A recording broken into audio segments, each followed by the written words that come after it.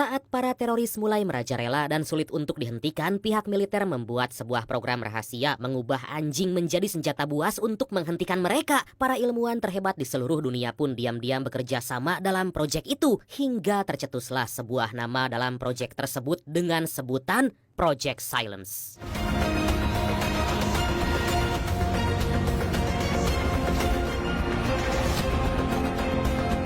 Suatu hari di sebuah perundingan yang diadakan pihak pemerintah, terlihat para petinggi di sana lagi mencari jalan keluar untuk para prajurit yang kini ditawan oleh pihak teroris. Seorang sekretaris keamanan yang bernama Jung Hyun Baek di sana pun mengusulkan mereka agar bernegosiasi dengan para teroris. 기다리다가 피납자들 다 죽으면 그때 어떻게 할 거예요? Di tengah perbincangan muncul seorang pria yang merupakan wakil direktur keamanan bernama Jung Won Cha yang menyerahkan selembaran berkas pada Baek. Pada kesempatan itulah Jung yang ditanya oleh salah satu petinggi di sana menjelaskan isi berkas itu.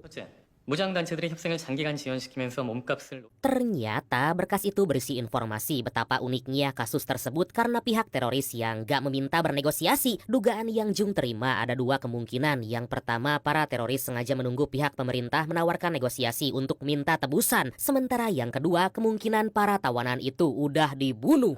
그 과반수의 국민들은 좀 더 현명한 정부의 정무적 판단을 Dengan banyaknya ketidakpastian dan gak bijak rasanya jika mengambil resiko, apalagi sekretaris keamanan Baek kini berniat mencalonkan diri menjadi presiden, mengingat tugas mereka adalah melayani separuh negara yang mendukung pemerintah, mayoritas mengharapkan keputusan yang lebih bijaksana terhadap kasus ini. Singkat cerita, karena keberaniannya itulah Baek memuji Jung setelah perundingan itu usai, sampai-sampai Baek berkata jika mereka punya dua orang seperti Jung, Baek dipastikan udah menjadi presiden sejak tahun lalu. Sebelum mereka berpisah, Baek memberi Jung sebuah beasiswa bagi anak sematawayang Jung untuk melanjutkan sekolahnya ke luar negeri.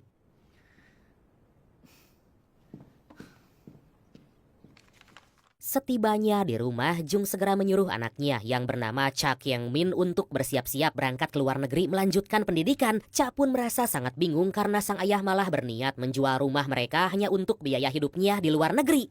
가서 힙합이나 랩이나 그런 거 하지 말고 공부만 잘 들어. Cha sempat gak setuju karena sebenarnya dia hanya ingin tinggal dengan Jung. Tapi mau gimana lagi, Cha yang gak bisa menarik keputusan Jung pun memutuskan untuk pergi sembari membawa buku salinan milik ibu kandungnya yang telah lama berpisah dengan Jung. 일부 내륙과 해안 곳곳에서 안개주의보가 발효된 Beberapa waktu kemudian di sebuah tempat pengisian bahan bakar saat Jung akan membayar si penjaga pom yang bernama Jo Park ini dengan menggunakan kartu kredit, Jo bertingkah aneh dan malah menyuruh Jung membayarnya dengan uang cash. Merasa ada hal yang janggal, Jung yang melihat kunci master tergantung di celana Jo menyimpulkan bahwa Jo hanyalah seorang sopir truk derek. Atas hal itu Jung pun gak sudi membayar sebelum si penjaga pom yang asli kembali dan memutuskan untuk melanjutkan perjalanan. 아빠 알아서 할 테니까 신경 쓰지 마. Di waktu yang sama terlihat seorang atlet golf yang bernama Yura baru aja tiba di bandara dengan bibinya yang bernama Miran. Di sana mereka dihampiri oleh seorang wanita tua bernama Hyesim yang menganggap kalau Yura adalah cucunya. Ternyata Hyesim udah pikun karena gak lama dari itu suami Hyesim yang bernama Byung Hak muncul dan langsung membawa Hyesim.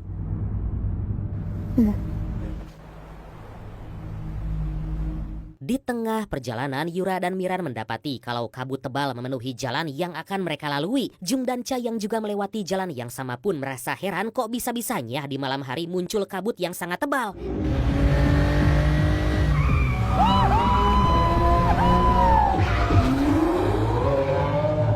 Di tengah keheranan yang mereka alami, terlihat mobil sport berwarna kuning melaju sangat kencang melewati para pengemudi. Ternyata orang yang mengendarai mobil itu adalah seorang TikToker yang kita sebut Ucup aja lah ya sesuai request yang diberi challenge oleh para penggemarnya.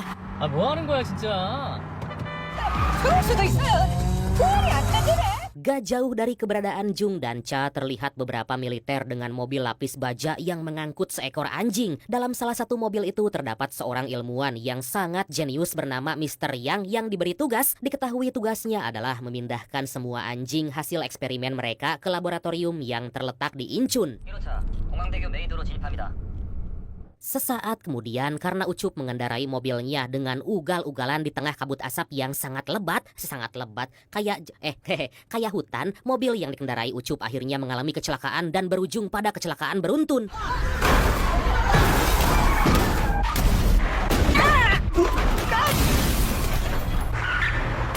Dan gilanya karena tingkah bodohnya Ucup, sebuah truk pengangkut zat kimia berbahaya harus terjungkir di tengah jembatan yang mereka lalui. Dan hal itu membuat situasi di sana pun semakin chaos.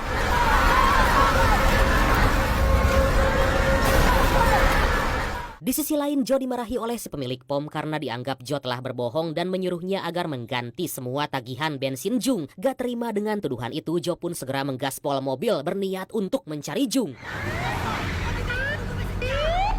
Pihak militer yang mengangkut para anjing eksperimen melaporkan kejadian yang mereka alami dan menyuruh para pasukan di belakang untuk beralih jalur. Tapi karena pandangan mereka terbatas, mobil yang ditumpangi para militer, termasuk yang ditumpangi Mr. Yang, mengalami kecelakaan. 조심 이래. Melihat mobil yang ditumpangi Mr. Yang terbalik, Cha menyuruh sang ayah agar memeriksa keadaan mereka. Saat Jung menghampiri Mr. Yang, dia malah disuruh oleh 2 orang petugas militer untuk menjaga Mr. Yang karena mereka akan mengecek sesuatu. 예.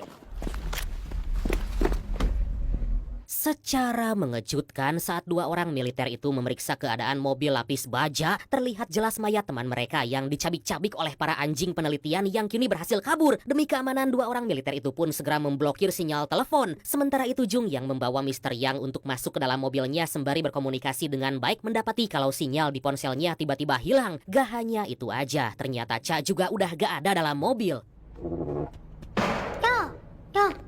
Cha yang lagi berjalan bertemu dengan seekor anjing eksperimen bernama Echo9. Tapi di sini Cha yang gak tahu apa-apa malah berniat memberi makan anjing itu karena kasihan melihat luka di kepalanya. Beruntung sebelum Echo9 menyerang Cha, Jung datang membuat si anjing langsung pergi meninggalkan mereka. Tampaknya anjing-anjing itu seperti kehilangan kesadaran menghampiri orang-orang yang ada di sekitaran mereka. Mr. Yang mendapat kabar kalau para Echo atau anjing eksperimen telah berhasil kabur segera mengaktifkan mode pengendalian. 지금 이거 무슨 상황인지 제가 좀 알아야겠습니다. 헬기고 도착합니다. Merasa ada hal yang gak beres, Jung menghampiri mereka dan meminta mereka semua agar menceritakan hal yang sebenarnya. Tapi di sini demi kerahasiaan tetap terjaga, pihak militer terpaksa memborgol Jung. 작전 중입니다. 너 이거 앞으로? 네. Setelah berhasil mengamankan Jung, Mr. Yang pun segera memulai program pengendalian di mana dia memprogram semua Echo agar menyerang target 1, dan target 1 yang dimaksud di sini adalah seorang tentara yang barusan meminta Mr. Yang mengaktifkan program karena ternyata mereka berniat untuk memancing para Echo kembali ke dalam kontainer.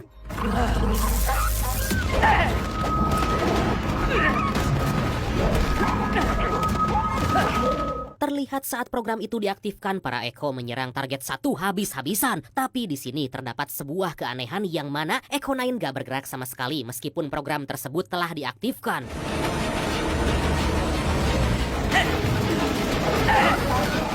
Dikarenakan hanya Echo9 aja yang gak bisa dikendalikan, Mr. Yang segera menonaktifkan program. Gak lama kemudian muncul sebuah helikopter militer yang berniat memindahkan semua Echo ke Incheon.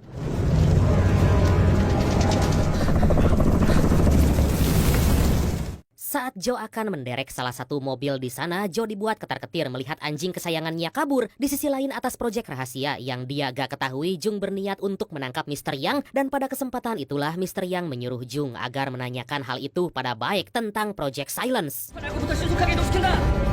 빨리빨리 이동. 프로젝트. 사일런스. 수송차량 발견했습니다. 지금 위치에서 케이지 내리겠습니다. Saat pihak militer mulai memindahkan para Echo satu persatu, Jung yang belum mendapat kejelasan dari Mr. Yang mencoba untuk mengejarnya. Tapi gak lama dari itu terlihat Jo yang lagi mencari anjingnya bertemu dengan Jung dan juga Cha. 저 똥개 새끼 저 뭐야 저거. Mendapati kalau Echo9 gak bergerak sama sekali, pihak militer pun memutuskan untuk mengangkut Echo yang ada terlebih dulu. Saat salah seorang militer mencoba untuk mencari keberadaan Echo9, mereka mendapati bahwa Echo9 berhasil melepas chip yang tertanam di otaknya dan kemudian...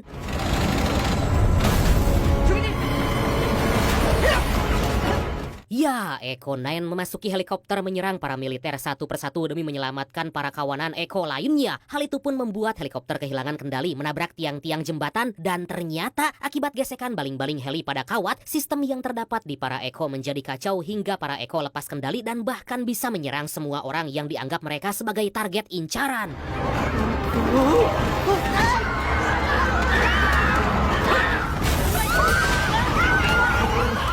Secara Secara mengejutkan bagaikan anjing gila, para Eko menyerang siapapun orang yang ada di hadapan mereka. Dan hal itu membuat para militer yang ada di sana sangat kewalahan menghadapi para Eko.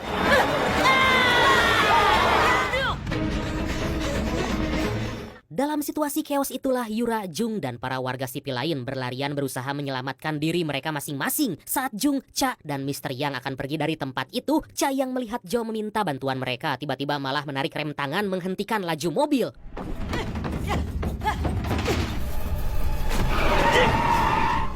Beruntung Jo yang dikejar salah satu Eko berhasil terlebih dulu memasuki bagasi. Sementara di sisi lain Yura dan para warga yang tersisa juga berhasil selamat memasuki sebuah bus yang ditumpangi Hyesim dan Byung.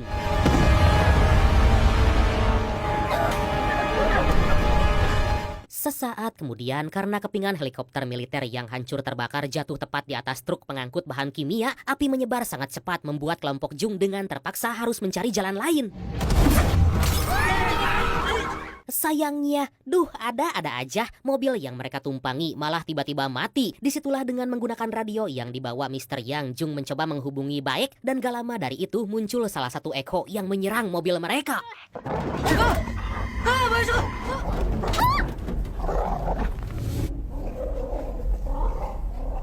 Sementara atas kejadian itu, pihak wartawan pun meminta keterangan dari Baek untuk menanyakan kenapa jaringan sinyal diblokir dan lain sebagainya. Tahu kan gimana wartawan kepo banget dengan urusan orang kayak para emak-emak gosip? Aduh!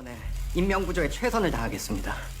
Setelah memberi keterangan pada wartawan, Baek mendapat informasi jika para Eko telah lepas dan membantai pasukan militer yang berjaga. Baek pun tampak bingung karena tanpa diketahui oleh banyak orang, ternyata Baek jugalah yang menyetujui proyek rahasia itu. 사람들 목소리 듣고 구조하냐. Beberapa waktu kemudian, Mr. Yang menjelaskan bahwa sebenarnya dulu dia mengembangkan sebuah proyek seekor anjing penyelamat yang bisa merespon suara manusia. Tapi di sini pihak militer malah memaksa Mr. Yang agar memprogram ulang mereka untuk berburu. 테러리스트 색출을 목적으로 한국에 개발을 요청한 군견들입니다. Ternyata Amerika dan negara-negara Eropa menugaskan para ilmuwan dan Mr. Yang mengembangkan anjing pembunuh untuk memburu teroris. Mereka semua dilatih bisa mengenali suara target apapun dan menyerangnya. Tapi karena masalah serius proyek itu dihapus dan atas hal itu, Mr. Yang membawa para Eko menuju laboratorium Inchun untuk dimusnahkan. 저는 청와대 안보실 행정관 차정원이라고 합니다.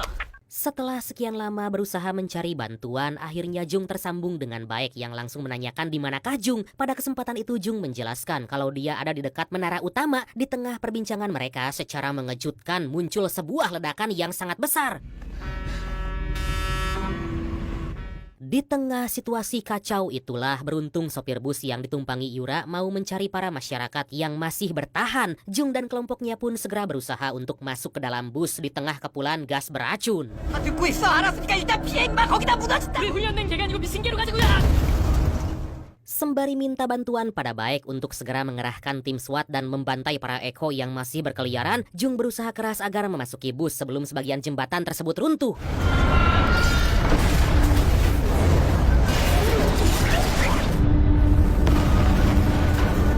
Setelah situasi mereda, Jung memperkenalkan dirinya di hadapan para warga yang berhasil bertahan dan berkata kalau tim SWAT sebentar lagi tiba dan menolong mereka. Jung yang gak mau proyek rahasia terungkap hanya berkata kalau anjing-anjing yang berkeliaran hanyalah beberapa anjing yang terkena rabies.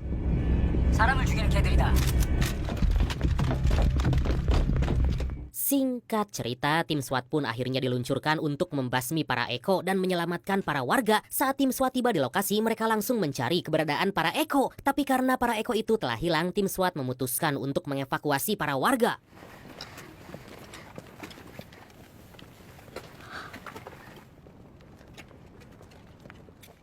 Satu persatu warga pun mulai dievakuasi, tapi di sini Mr. Yang tahu kalau para Eko sebenarnya bersembunyi takut untuk keluar. Dan benar aja saat mereka berada di tengah perjalanan secara mengejutkan, Eko-Eko itu muncul dan menyerang mereka semua. Duh, kok Eko-Eko?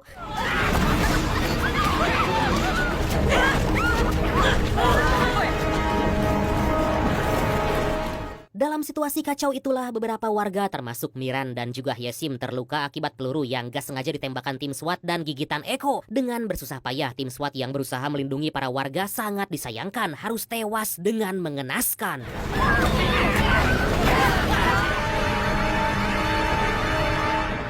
Melihat hal itu, Jung mencoba menghubungi bantuan, tapi gak lama kemudian seekor Eko muncul dan langsung menyerangnya. Melihat kalau Cha dalam bahaya, Jung yang berhasil menyingkirkan Eko dan menyerangnya pun segera menyelamatkan Cha.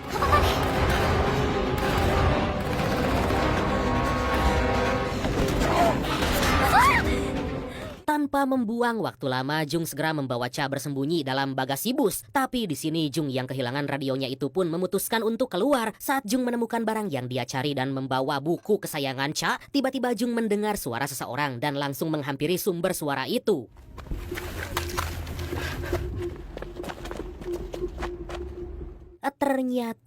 Ternyata itu adalah Yura, Jo, Miran, Yesim, dan juga Byung yang bersembunyi dalam sebuah truk. Tampak jelas kondisi Yesim yang semakin parah karena luka gigitan Eko yang ganas.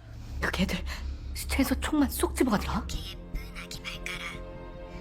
Sementara Cha yang lagi melihat video tayangan ayahnya dan ibunya dulu dalam galeri ponselnya dibuat kaget oleh Mr. Yang yang tiba-tiba ada di belakang. Merasa gak mau diganggu, Mr. Yang kemudian memutuskan untuk naik ke dalam mobil.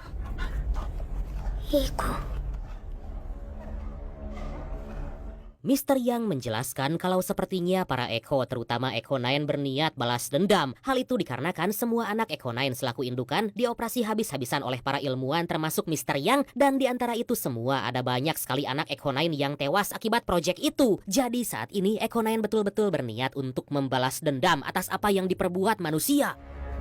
복수하는 거야. 제가 대장이에요?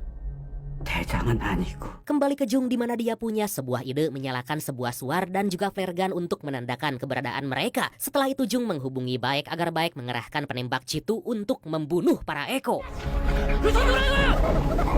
이 걔들 버스 앞에 있었네.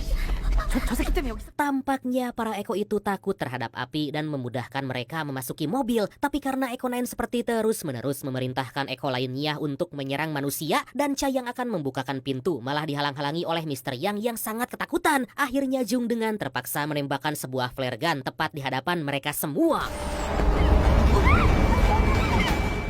Setelah semua berhasil memasuki mobil dan selamat, Jo yang emosi pun tanpa basa-basi menghajar Mr. Yang. Saat Yura akan menghidupkan mobil kesayangannya, kunci mobil bus tersebut telah hilang di bawah si sopir yang tewas entah kemana. Mengingat kalau Jo memiliki kunci master, tentu aja Jo pun segera mengambil alih kemudi dan menggaspol mobil.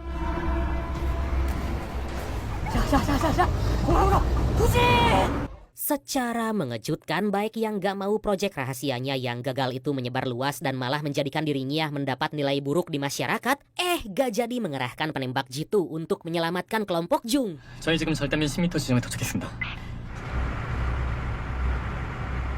30 menit kemudian, karena kondisi Yesim semakin parah, belum lagi jembatan yang sebentar lagi kelihatan akan roboh, Jung dan yang lain memutuskan untuk membuat sebuah jebakan bagi para Eko yang berkeliaran di luar.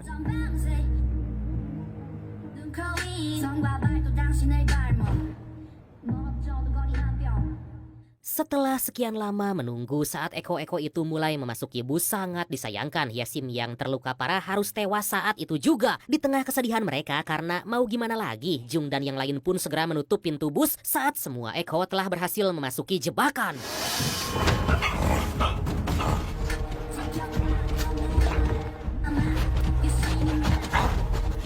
Satu persatu dari mereka pun mulai keluar dari dalam bagasi dan berniat untuk menghampiri para penembak jitu karena mereka gak tahu bahwa para penembak jitu itu sebenarnya gak jadi dikerahkan oleh Baek. Saat Jung menyuruh Byung untuk segera keluar, Byung yang gak mau meninggalkan istrinya itu lebih memilih untuk mengorbankan diri. Beberapa waktu kemudian, saat Mr. Yang baru sadar kalau para bantuan gak datang, bertanya pada Cha siapakah orang yang selalu dihubungi oleh Jung. Mendengar kalau orang yang dihubungi Jung adalah Baek, Mr. Yang pun berkata pada Jung bahwa Baeklah orang yang menyetujui Silence Project. 내가 실장님이라도 그랬을 것 같아. Hal itu pun sontak membuat Jung geram karena demi mendapatkan jabatan, Baek rela melakukan apapun tanpa memperhitungkan resiko di balik semua ini. Pantas aja Baek gak mau mengerahkan pasukan lagi untuk membantai para Eko. 아 씨발. 나중에 후회하지 말고. Karena gak ada jalan lain lagi, Jung menyuruh Jo agar mengemudikan mobil dereknya. Tapi karena kunci master yang dia miliki tersimpan dalam bus, Mr. Yang punya sebuah ide untuk mengaktifkan kembali program pengendalian. Setelah sekian lama menelusuri puing-puing kekacauan di sana, akhirnya Mr. Yang kembali menemukan laptop dan alat khusus yang dia buang. 아, 이 노트북으로 걔를 케이지로 유인한단 말이지? Dengan menggunakan alat khusus mirip jam tangan ini, Jung berniat memancing para Eko mengorbankan diri agar Jo bisa kembali mengambil kunci master untuk mengemudikan mobilnya, membawa seluruh kelompoknya kabur dari tempat itu.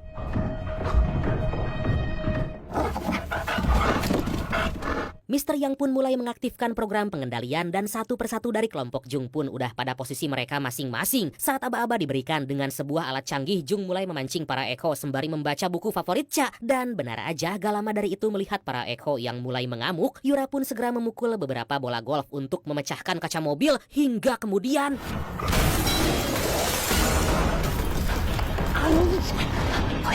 Para Eko yang berhasil keluar segera mengerumuni berusaha menyerang Jung yang berada dalam mobil lapis baja. Kesempatan itu pun segera digunakan Jo dan yang lain untuk berusaha mengambil kunci mobil yang tersimpan atau ketinggalan dalam bus. Tapi saat Jo baru aja menyentuh kunci master, tiba-tiba...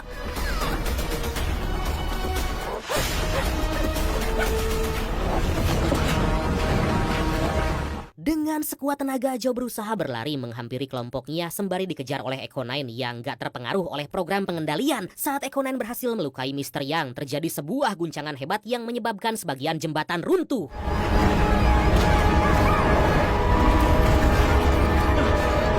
Eko9 berusaha untuk menyelamatkan Eko lainnya dan di waktu yang sama secara gak diduga, Cha perlahan-lahan menuruni jembatan berniat untuk menyelamatkan sang ayah yang terjebak di ujung jembatan yang sebentar lagi akan runtuh.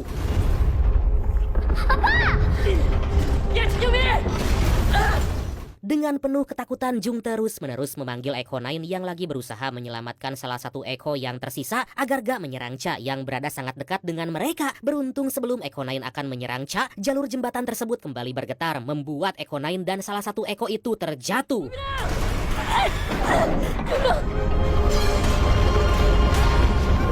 Di tengah ketegangan, akhirnya Cha berhasil mengaitkan kait derek pada mobil lapis baja mereka. Dengan aba-aba yang diberikan Cha, Jo pun langsung berusaha menggeber mobilnya hingga pada akhirnya mereka berhasil menyelamatkan Cha dan juga Jung.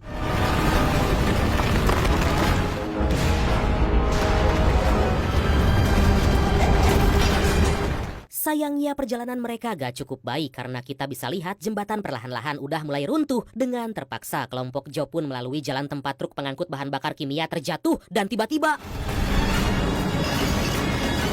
Kait yang mengait mobil lapis baja yang mengangkut Cha dan Jung terlepas saat mereka melalui jalur itu. Di saat Jo dan yang lain mengira mereka telah tewas, tanpa diduga dari arah belakang mobil lapis baja meluncur ke hadapan mereka. Akhirnya setelah melalui hari yang sangat-sangat ekstrim, Mr. Yang, Jo, Jung, Cha, Miran, dan Yura berhasil selamat. Dan di sana terlihat baik bersama para petugas telah menunggu dan menyambut kedatangan kelompok Jung. Tapi di hadapan wartawan, Jung dan juga Mr. Yang yang kesal dengan baik membocorkan rahasia Project Silent kepada semua orang dan berkata kalau semua yang terjadi adalah ulah baik. Mamam tah baik. Dan akhirnya film ini pun...